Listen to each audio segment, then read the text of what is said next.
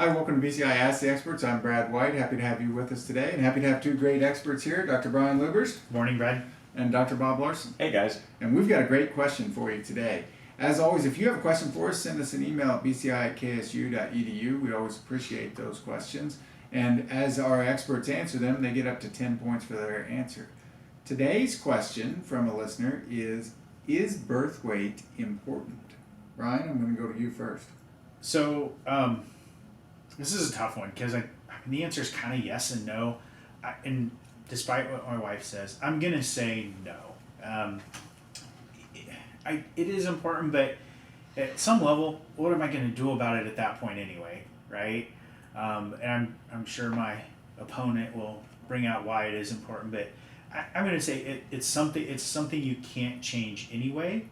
I also think that when we go to measure it, because you asked about measuring it, if you're measuring it, there's a lot of variability just within the measurement, and it's within the tight range of normal birth weights that we expect. That adds a lot, so 2 to 3 pounds of difference just in my measurement being off is a big percentage of what a normal birth weight range would be. So I'm going to say that's not something I'm going to invest a lot of effort in doing. Okay, 5 points to Brian out of the gate. Bob? Well, I think one of the things to clarify is whether this is a commercial producer or a purebred producer. So for a purebred producer, I think measuring birth weight is important because it's one of the genetic traits that buyers are interested in because of its correlation with calving difficulty. And calving difficulty is actually way more important to me than birth weight itself, but there's a strong correlation between those two. So if it's a purebred producer, that's the reason to measure birth weight, is to provide information to buyers. Now, if I'm a commercial producer, really all I'm interested in is calving difficulty, and I'm interested in the sires that are throwing more calves that have calving difficulty, those types of things. But then the other reason that I am interested in birth weight is on the positive side. Birth weight is positively correlated with weaning weight and yearling weight, and so if I were to make selection pressure too much towards small birth weight, well, I'm going to negatively impact weaning weight and yearling weight. And so I think birth weight is important, but it's not a simple unidirectional big is bad. It's like, no, you got to hit the sweet spot. So 6 points for Bob. As a follow-up here, and Brian, you mentioned what are that maybe is not as important to you. Is that because something else is superseding it when you're selecting, or what are some of your rationale there?